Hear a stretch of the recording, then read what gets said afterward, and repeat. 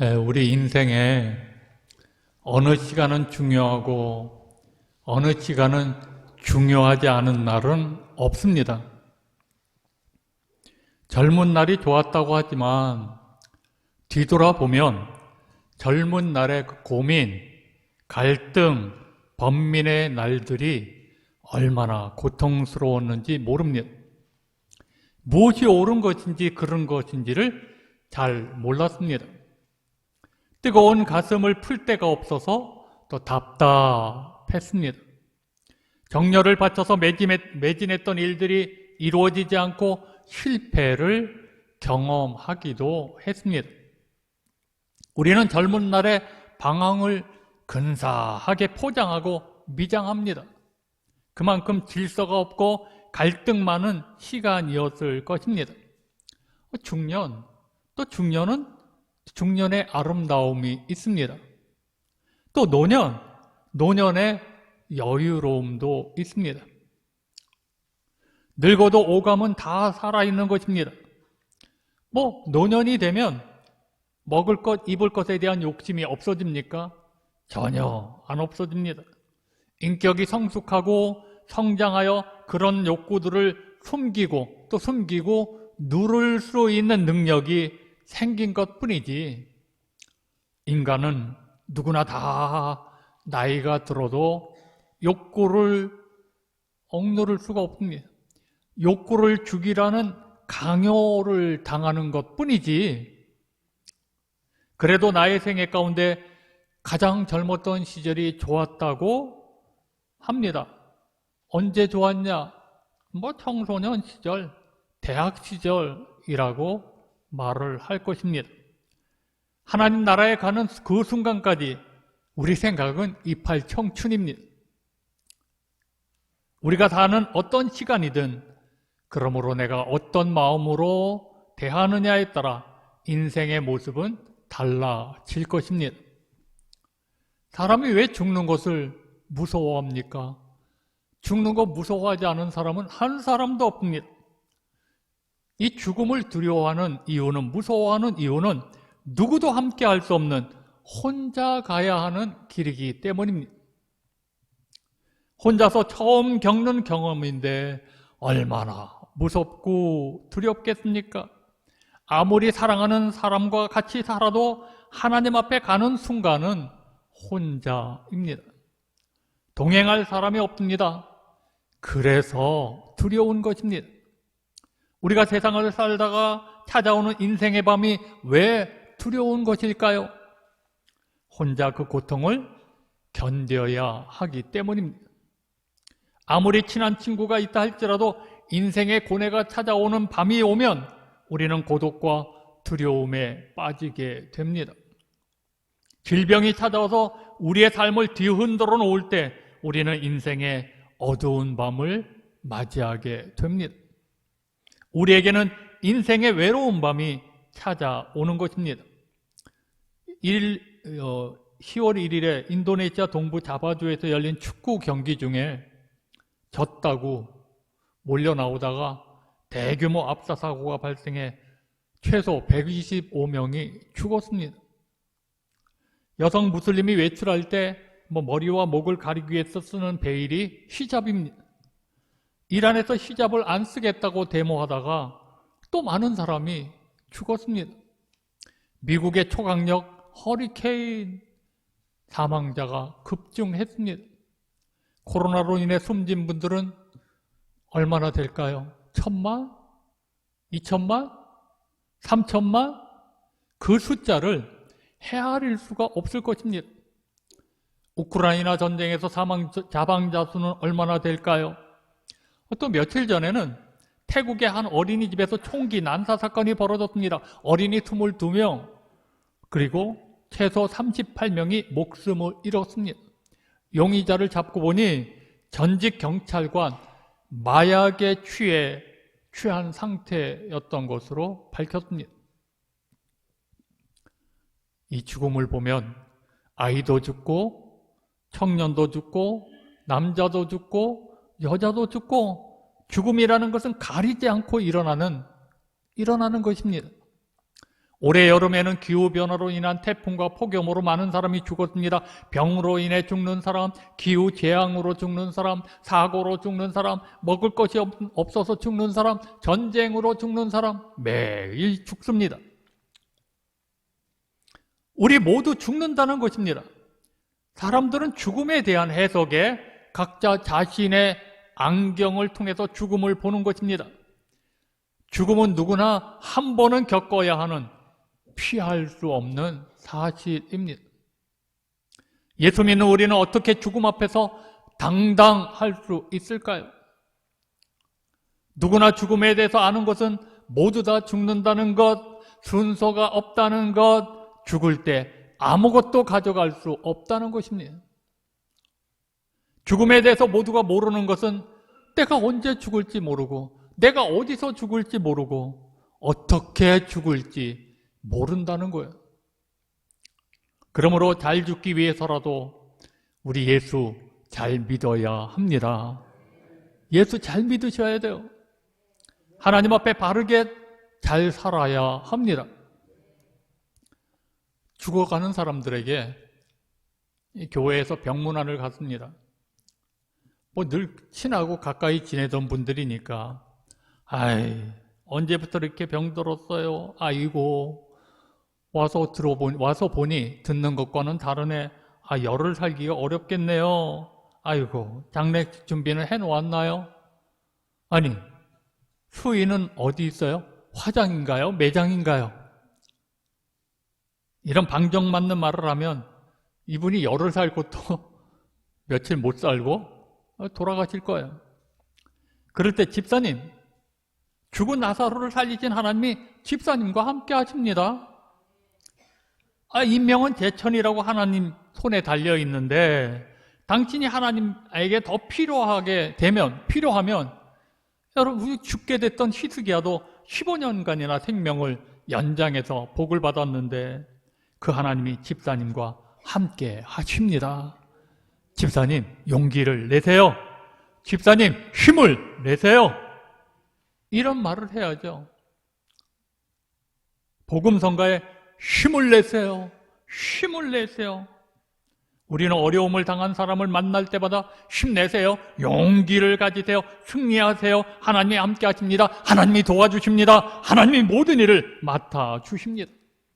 하나님은 모든 문제의 해결자이십니다. 이렇게 말을 해야 힘이 생기고 믿음이 생기는 것인데 그때 그 믿어질 때 기적이 일어나는 것입니다.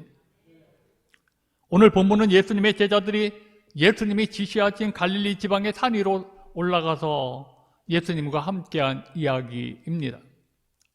이 산에 오른 제자들은 예수를 배웠고 경배했습니다. 경배한다는 말은 절을 하였다는 말입니다. 제자들이 예수님에 대하여 확신 있는 믿음으로 경배하는 이들도 있었고 부활에 대하여 의심하는 이들도 있었습니다. 이 제자들은 갈릴리로 오기 전에 곧 며칠 전까지 예루살렘에 있었습니다. 그들은 예수님이 십자가에서 죽자 모든 것이 무너진 것입니다. 깊은 절망감에 빠졌습니다. 제자들은 갈릴리 출신들입니다. 제자들은 하나같이 비겁했고 제자들은 하나같이 의심했고 제자들은 하나같이 도망자였습니다. 주님의 명령을 잘 감당할 만한 제자들이 아닙니다. 이런 제자들에게 예수님은 하늘로 올라가시기 전, 승천하시기 전 마지막으로 제자들에게 부탁하신 말씀이 오늘 본문의 말씀입니다. 군대용어로 명령을 내립니다. 우리 주님은 총사령관이고 성도들은 병사입니다. 주님은 제자들에게 사령관으로서 지상명령을 내리고 있습니다. 지상명령은 절대 명령, 복종해야 됩니다. 반드시 지켜야 하는 명령입니다. 이 명령을 주시면서 세상 끝날까지 내가 너와 함께 하신다는 약속을 주셨습니다. 신약성경에서는 성도를 여러 곳에서 군인으로 비유하고 있습니다. 군인의 세계의 특징이 명령이죠. 명령에 복종하는 것이죠. 만약에 군대에 명령 체계가 세워지지 않았다면 그 군대는 군대의 기능을 발휘할 수 있을까요? 부대원 여러분, 연병장에 모여주실 수 있나요? 어떻게 이런 군대가 전쟁을 치르겠습니까? 이런 군대 없습니다. 군대는 명령에 죽고 명령에 산다 하여도 과언이 아닙니다. 의심하고 겁먹고 이렇게 비겁한 제자들이 예수님을 배웠습니다. 그런 약한 제자들에게 엄청난 명령을 하신 말씀을 통해서 여러분과 함께 은혜를 받고자 합니다.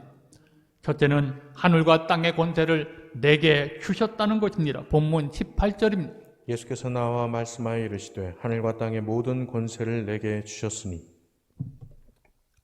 예수님은 천지를 창조하실 때 말씀으로 함께 하신 하나님이십니다.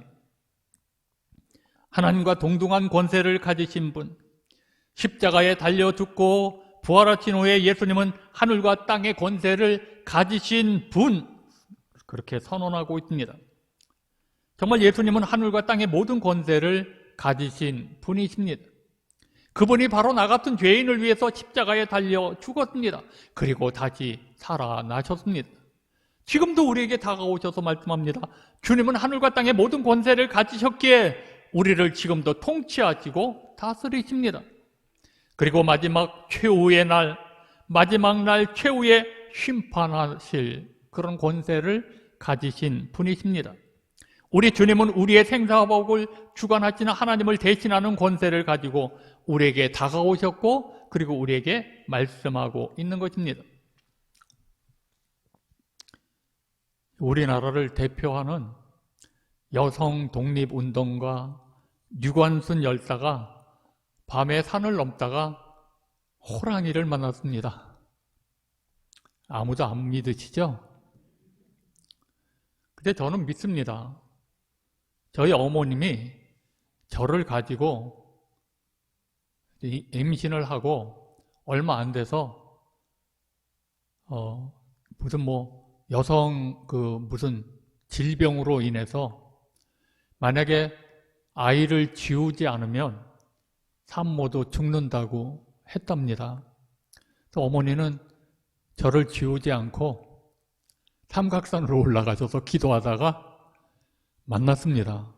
밤새 금식하며 기도하다가 만나셔서 저한테 얘기했는데 저 그때 안 믿었어요.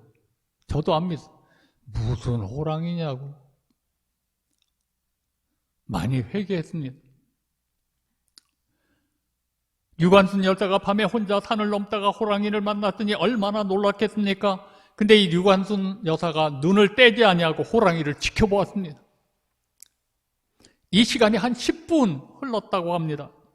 한참을 서로 지켜보다가 류관순이 먼저 호랑이에게 엄청난 소리로 내가 조선의 독립을 위하여 이 산을 넘는데 네가 어찌 감히 내 길을 막느냐? 그랬더니 호랑이가 슬금슬금 뒤로 물러서더니 도망가 버리고 말았답니다. 아직도 안 믿으시네요. 독립을 위해 죽음을 각오한 류관순의 정신적인 권세에 호랑이도 도망가고 말았다는 것이죠. 예수님은 부족하고 겁도 많고 배신했던 제자들과 마지막 시간을 보내고 있습니다. 예수님이 승천하신 이후에 이 땅에 복음을 전하고 이 땅에 교회를 세운 사람들이 바로 그 제자들이기 때문입니다. 만일 11명의 제자가 없었다면 예수님의 사건, 곧 복음은 우리에게 전해지지 못했을 것입니다. 하나님의 구원 사역도 어떻게 되었을지 모르겠습니다. 이 자격도 부족한, 정말 연약한 11명의 제자들로부터 놀랍게도 시작된 것이 교회입니다. 교회. 하늘과 땅의 모든 권세를 가지신 예수님이 지금 제자들에게 하시는 말씀입니다. 제자들에게 명령하고 계신 것입니다. 또 오해하지 마십시오. 지존파 아시죠? 지존파를 사람 고기도 먹었다는 이 지존파들 전도한 사람이 이재명 집사님이십니다. 아무도 오해 안 하시겠죠? 이재명 집사. 이분도 50대 후반에 폐암 3기 진단을 받았습니다. 이분은 항암 주사를 44번이나, 당시에는 기록적이랍니다. 44번을 항암 주사를 맞았습니다. 항암 주사를 맞고 그 힘든 가운데서도 암 환자 70여 명에게 전도합니다. 그리고 다 예수를 영접시켰습니다. 그 중에 이병재라는 분은 당시 나이가 71세인데 예수 그리스도를 믿고 영접 기도를 마치고 며칠 후에 암이 완전히 제거되었다고 합니다. 여러분, 지금도 복음의 능력이 나타납니다. 예수님이 하늘의 권세, 땅의 권세를 가지고 전하는 복음은 사람들을 살리는 능력이 있습니다. 교회를 세우고 살리는 것입니다. 부활하신 예수님은 하늘과 땅의 권세를 가지고 우리에게 다가오신 거예요. 그리고 여러분, 우리에게도 지금 명령하고 계신 것입니다. 두 번째 봅시다. 두려워하고 의심하는 제자들에게 가라고 말씀합니다. 19절입니다. 그러므로 너희는 가서 모든 민족을 제자로 삼아 아버지와 아들과 성령의 이름으로 세례를 베풀고. 여러분, 이 본문을 한번 주목해 보십시오. 예수님의 부활을 의심하는 제자들에게 너희는 믿으라고 말씀하지 않으셨습니다. 왜 믿지 않느냐고 그들을 야단치지도 않았습니다. 그들에게 너희는 가라, 그렇게 말씀합니다. 비겁자이고 배신자이고 부활을 지금 의심하고 있는 제자들에게 하신 명령입니다. 가라, 저 세상 한복판으로 가라. 비록 의심하고 있더라도 가라. 가서 모든 민족으로 제자를 삼아라. 아버지와 아들과 성령의 이름으로 세례를 주고 내가 너에게 명한 모든 것들을 가르쳐 지키게 하라. 주님이 이렇게 명령을 하십니다. 부활의 주님이 왜 아니? 이렇게 믿음 없는 자들 세상에 보내서 뭘 어떻게 하시겠다는 것일까요? 왜 믿지 않았느냐? 책망하지 않았습니다. 지금 좀 믿어라, 강요하지도 않으셨습니다. 예수님은 의심하는 이 겁쟁이들 영혼을 구원하고 교회를 세울 자로 보신 것입니다. 저들이 나가서 이런 엄청난 일을 할 것이라는 그런 눈으로 바라보신 것입니다. 우리가 신앙생활을 하다 보면 때때로 의심과 회의에 빠지게 될 때가 있습니다. 신앙이 상승하고 전진하지 못하고 침체 상태로 빠져 오히려 뒤로 물러설 때도 있습니다. 사실 믿는 것이 내 마음대로 되는 것 아닙니다. 아무리 믿고 싶어도 믿어지지 않으면 못 믿는 것이죠. 예수님은 오늘 우리에게도 연약하고 부족한 것이 많음에도 믿으라고 강요하지 아니하고 네가 이렇게 신앙생활하느냐고 야단치지도 아니하시고 우리에게 이렇게 말씀합니다. 가라, 가라. 이 세상 안 믿는 가족과 친구와 이웃에게 가라는 거예요. 그리고 가서 모든 민족을 제자로 삼으라는 거예요. 복음을 전하라는 거예요. 그리고 세례를 받게 하라는 거예요. 여러분, 이번 마지막 주일 30일 온가족 초청 예배 우리도 가서 초청합시다. 이럴 줄 알았어요. 3분의 1 안 되는 분만 아멘 하네요. 그죠? 초청 예배 우리도 가서 전도합시다. 초청합시다. 우리도 누군가 나에게 복음을 전해 주었기에 내가 지금 예수 믿게 된 것 아니에요? 부모님이든 친구이든 친척이든 직장 선후배이든 이웃에 사는 사람이든 누구든지 우리는 누군가가 나에게 복음을 전해 주어서 예수 믿게 된 거 아닌가요? 물론 그 시작은 함께 교회 가자, 이렇게 단순한 거예요. 여러분, 우리 교회 한번 가자. 초청주일이야. 그래서 나왔다가 그래서 그것이 나를 지금의 오늘의 성도가 되게 한 것입니다. 부활은 논리가 아닙니다. 부활은 논리가 아니에요. 머리로 이해될 수 있는 것이 아닙니다. 예수님의 부활이 체험되는 자리는 내가 사는 이 세상입니다. 이 세상 속에서 내가 병들어 외로움에 휩싸여 있을 때 주님이 나를 찾아와 주지 않으셨습니까? 내가 상처 입은 마음 달랠 길 없어서 번민하며 고통 중에 내 곁에 찾아와서 나를 품고 위로하시는 주님을 여러분은 만나지 않았습니까? 두려움과 걱정에 짓눌려 있을 때 내 마음 중심에 찾아와 담대함을 주시던 주님, 그 주님은 우리가 체험하지 않으셨습니까? 부활하신 예수님이십니다. 부활하신 예수님이십니다. 내가 가서 전도할 때 부활의 예수님이 나와 함께 하심을 체험하게 된다는 것입니다.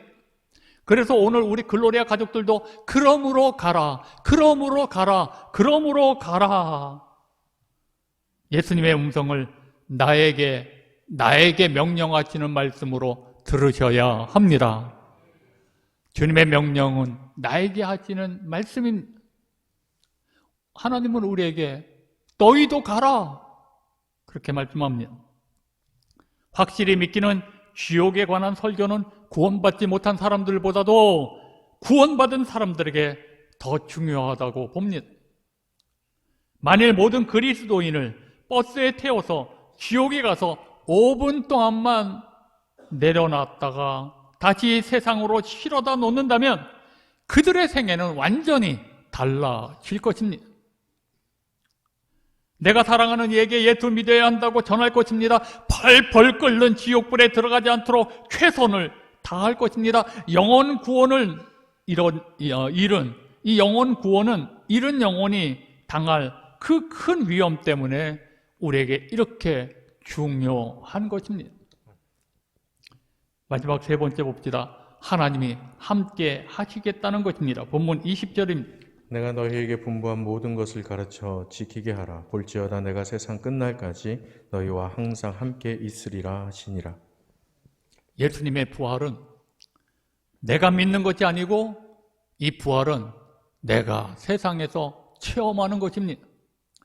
예수님은 자기를 십자가에 못 박아 죽인 그들에게로 가라고 했어요. 자기를 죽인 자들에게로 가라고 말씀합니다. 가라고 하시면서 내가 너희와 함께 하시겠다는 것입니다. 예수님은 저들 11 제자만 세상으로 보내고 계신 것은 아닙니다. 올라갈 때는 가룟 유다 죽고 11명이었지만 내려올 때는 11명이 아닙니다. 저들은 12명이었습니다. 주님은 지금 저들 가운데 하나가 되어 저들과 함께 세상을 향해 내려오고 계십니다.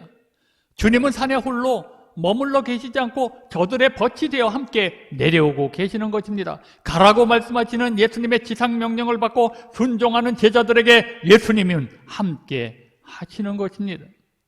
왜 예수님이 함께 하십니까? 하나님 아버지의 뜻인 생명을 구원하는 것이기 때문입니다. 예수님은 이 세상에 보내신 하나님의 뜻, 그 하나님의 뜻은 분명합니다. 요한복음 10장 10절입니다. 도둑이 오는 것은 도둑질하고 죽이고 멸망시키려는 것뿐이요 내가 온 것은 양으로 생명을 얻게 하고 더 풍성히 얻게 하려는 것이라. 여러분, 온 천하를 주고도 바꿀 수 없는 것이 생명입니다. 생명을 어떻게 무엇과 바꿀 수 있겠습니까? 우리의 생명은 무엇과도 바꿀 수 없는 것이죠. 근데 우리가 사는 이 세상은 어떻습니까? 신문의 사회면은 하루도 빠짐없이 사회면에 기록되고 있습니다. 부산 진경찰서에 따르면 6일 오후 1시 7분쯤 부산 진구 한 백화점 여성 화장실 세면대 아래서 쇼핑백에 든 영아의 시신을 발견했습니다.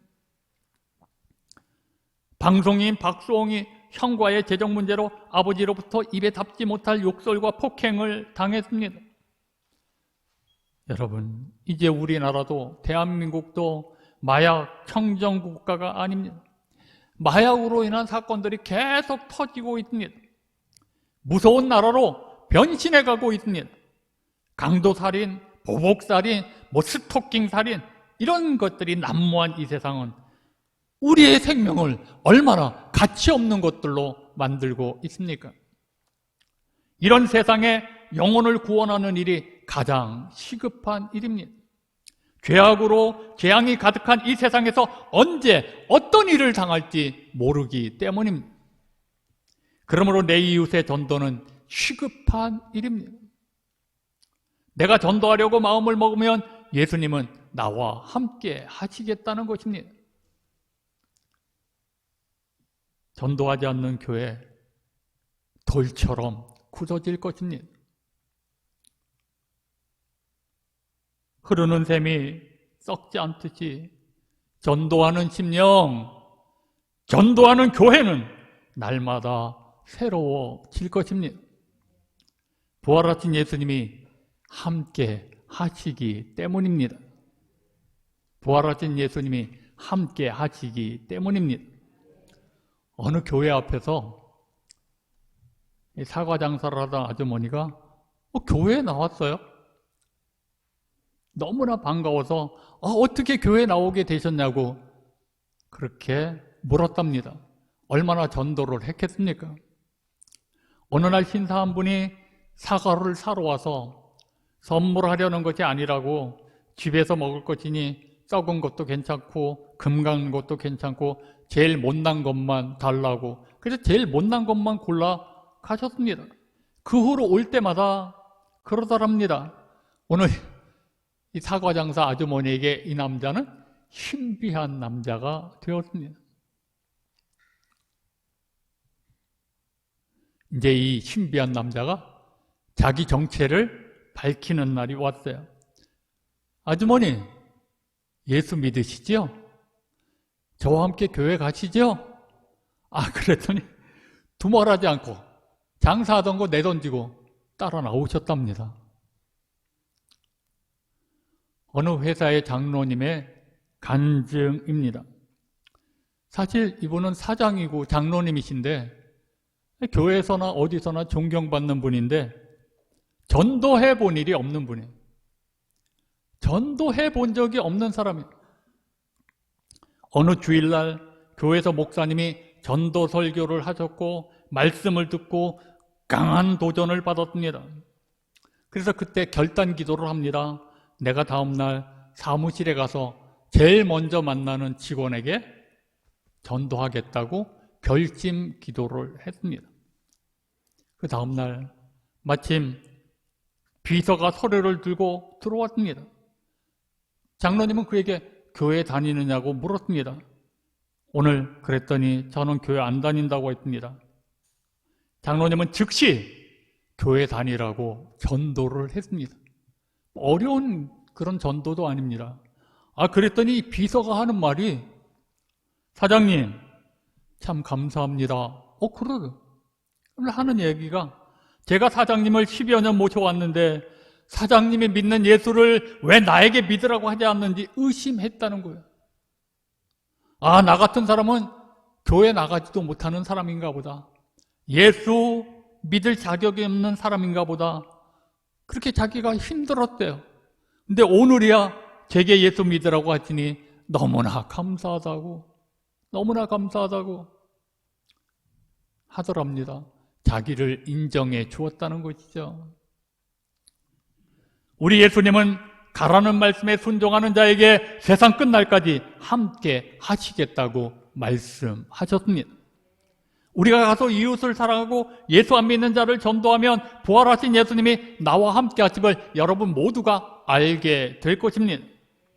가정으로 돌아가서 내 가족을 위해 기도하며 예수 안 믿는 가족에게 전도하며 내가 너와 함께 하시겠다는 약속의 말씀입니다.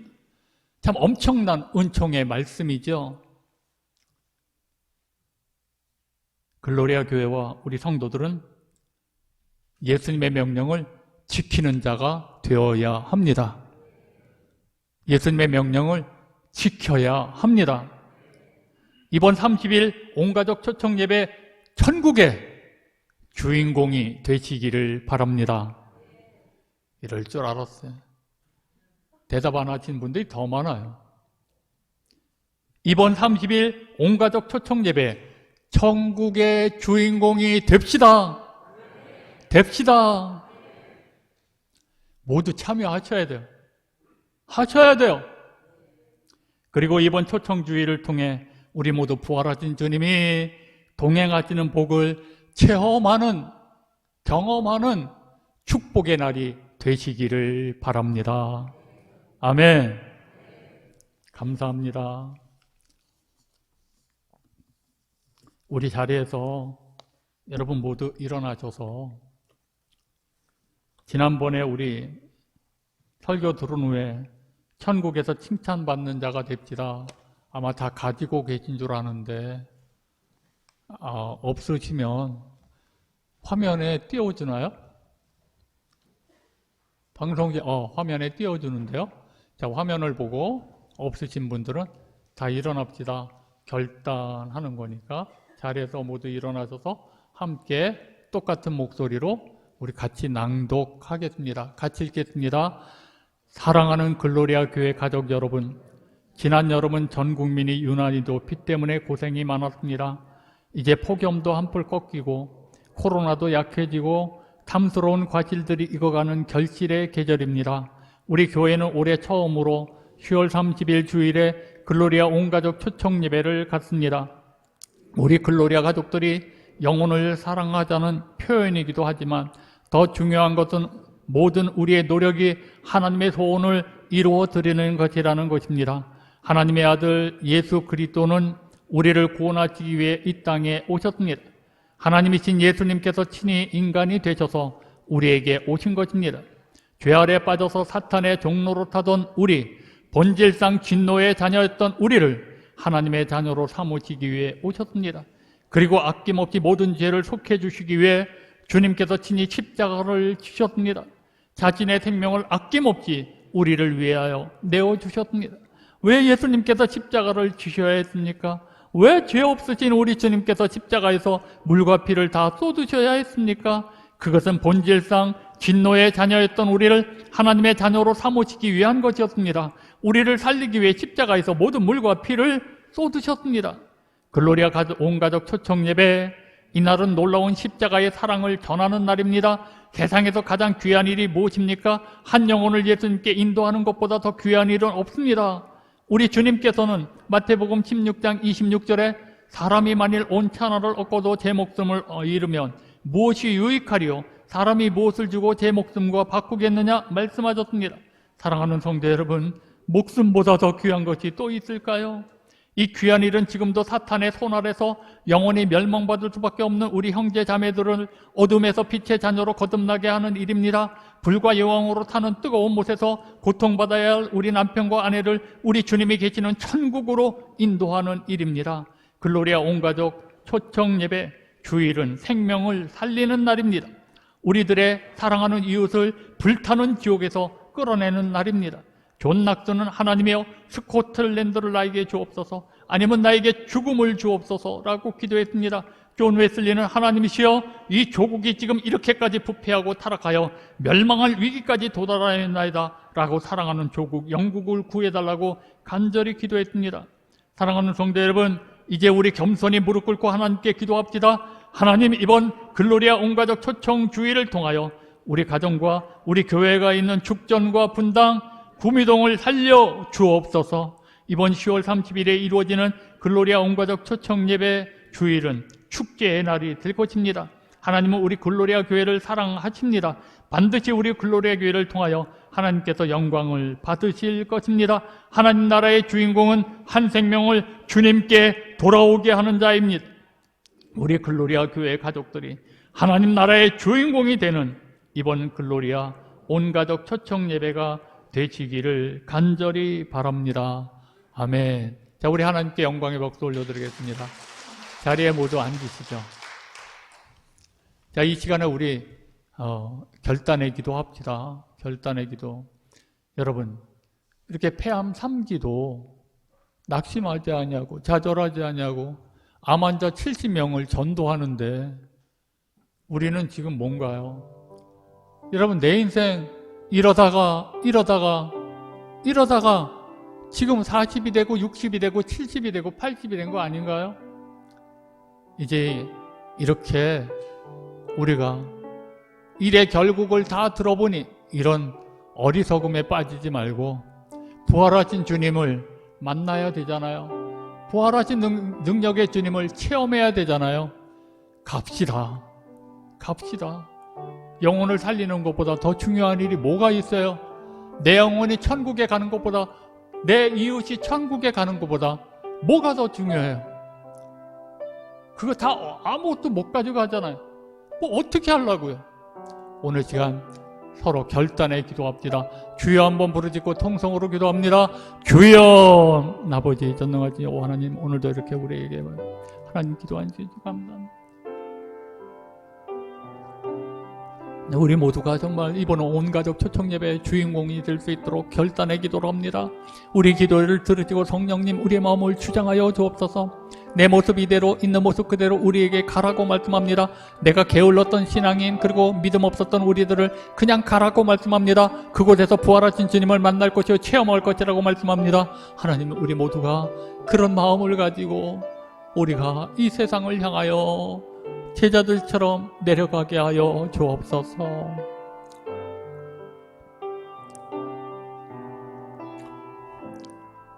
너 지금 어떻게 살았느냐? 믿음이 작은 자여, 우리를 책망하시는 그런 주님이 아니고 그렇게 비겁자고 배신자고 의심하는 자들에게 가라, 내가 너와 함께 하겠다. 하나님, 우리들에게도 지금까지 신앙생활하면서 나름대로는 한다고 했는데 온전하지 못했던 모든 죄 아시는데도 우리 주님이 가라고 말씀합니다. 가면 부활하신 주님을 만나고, 가면 은혜를 체험하고, 가면 우리 주님이, 우리 예수님이 함께 하신다는 약속의 말씀대로 놀라운 일들을 체험하게 될 줄로 믿습니다. 이번에 한 사람도 빠짐없이 다 참여할 수 있도록 은혜를 베풀어 주옵소서. 감사드리며 예수님의 이름으로 간절히 기도드리옵나이다. 아멘.